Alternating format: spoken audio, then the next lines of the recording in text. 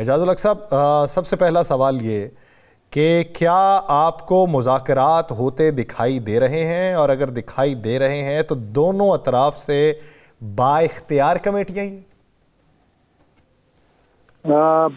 بڑا اچھا سوال ہے آپ کا، اور بڑا مشکل سوال بھی ہے۔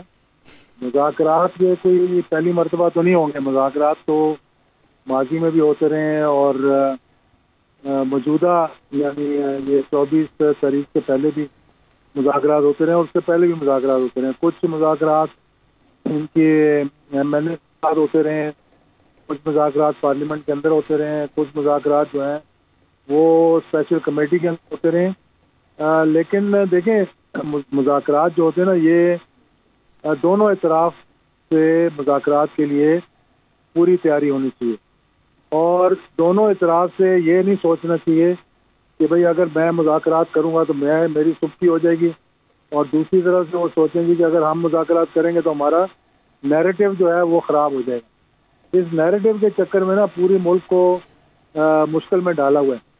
تو میں سمجھتا ہوں کہ جس دن ایک طرف سے سوچا جائے کہ جی ہاں مذاکرات ہی حل ہے اور ہم نے مذاکرات کرنے ہیں، تو میرا خیال ہے کہ مذاکرات کے اندر کوئی مشکلات پیش نہیں آئیں گی۔ لیکن اگر یہ کہا جائے کہ جی یہ ہماری کنڈیشن ہے، یہ ہماری کنڈیشن ہے، تو پھر بڑا مشکل ہو جائے گا۔ مذاکرات کے ذریعے ہی تمام جو مشکلات ہیں وہ آسانی میں تبدیل ہو سکتی ہیں، اور یہ بات صحیح میں ابھی سن رہا تھا کہ بہت سے ایسے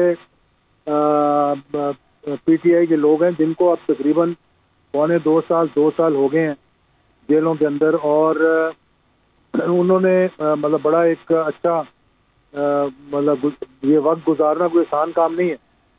جیل کے اندر ایک دن گزارنا بھی بڑا مشکل ہے، نہ کہ 2 سال، پونے 2 سال۔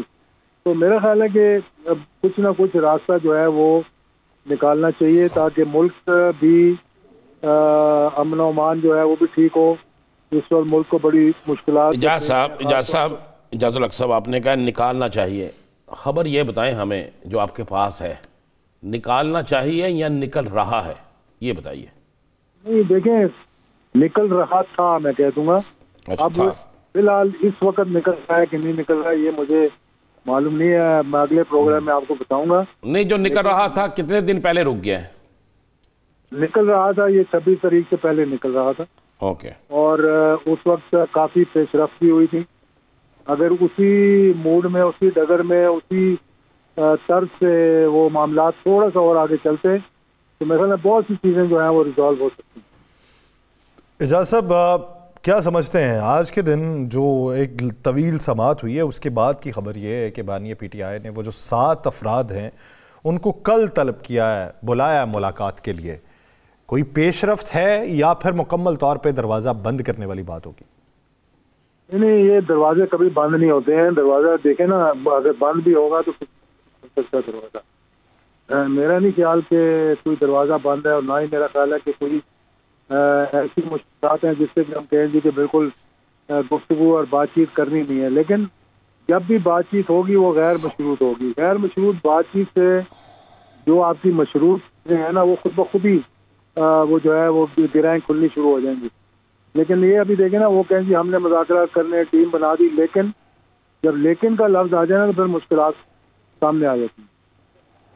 اچھا جج صاحب، میاں نواز شریف صاحب بالکل خاموش ہے، ایک پارٹی جو اقتدار میں ہے اس کے وہ سربراہ بھی ہیں، اس سارے مذاکراتی عمل سے لے کر دیگر معاملات پر کوئی ان کا بیان سامنے نہیں آ رہا، کوئی ان کی سیاسی سرگرمی سامنے نہیں آ رہی۔ میاں صاحب گوشہ نشینی میں چلے گئے ہیں، میاں صاحب ایک باقاعدہ سیاسی حکمت عملی کے تحت خاموش ہیں، یا میاں صاحب کو خاموش کیا گیا ہے؟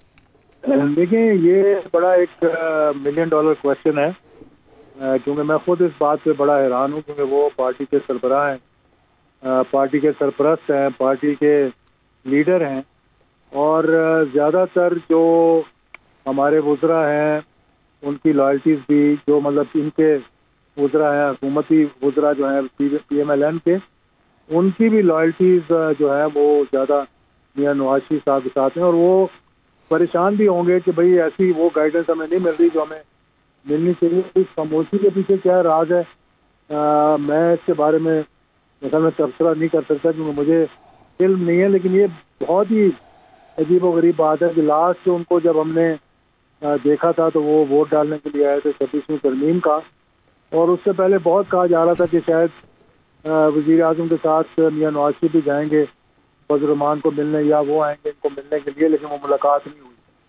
اور اب بھی اس کے بعد سے پھر وہ خاموشی رہی ہے۔ ووٹ ڈالنے کے بعد وہ باہر چلے گئے تھے، واپس آنے کے بعد میرا خیال ہے کہ کوئی پچھلے یعنی کہ 35 سالوں میں اتنا زیادہ عرصہ نہیں گزرا جس میں کہ انہوں نے اتنی خاموشی اختیار کی۔ تو زرداری صاحب کی خاموشی کے اوپر بھی رائے دینا جو ہے وہ اس وقت مناسب نہیں؟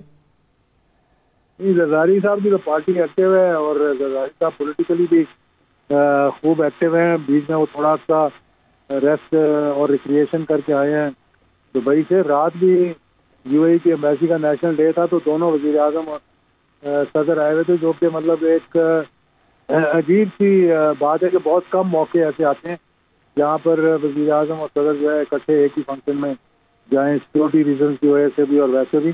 لیکن جو ہمارے متحدہ عرب امارات کے ساتھ تعلقات ہیں، میرے خیال میں اس کی وجہ سے وہ دونوں اکٹھے آئے تھے۔ اچھا یہ بتا دیجیے گا اعجاز صاحب، ایک شور چلتا ہے، فیصل واڈا صاحب نے مسلم لیگ نون کے متعلق بڑی گفتگو کی، آپ کو پتہ ہوگا، اور کافی گفتگو ان کی وہ ہوتی ہے جو وقت کے ساتھ ساتھ درست بھی ثابت ہوتی ہے۔ آپ کو کہ ان ہاؤس تبدیلی نظر آ رہی ہے؟ دیکھیں، تبدیلی ان ہاؤس مجھے نہیں لگتا کہ اس موجودہ سیٹ اپ کے اندر کوئی ان ہاؤس اس قسم کی تبدیلی ہوگی کہ ایک پارٹی سے حکومت لے کر دوسری پارٹی کو دے دی جائے۔ وہ پھر یہ کولیشن آگے چلے گی اور مزید مشکلات کا سامنا کرنا پڑے گا۔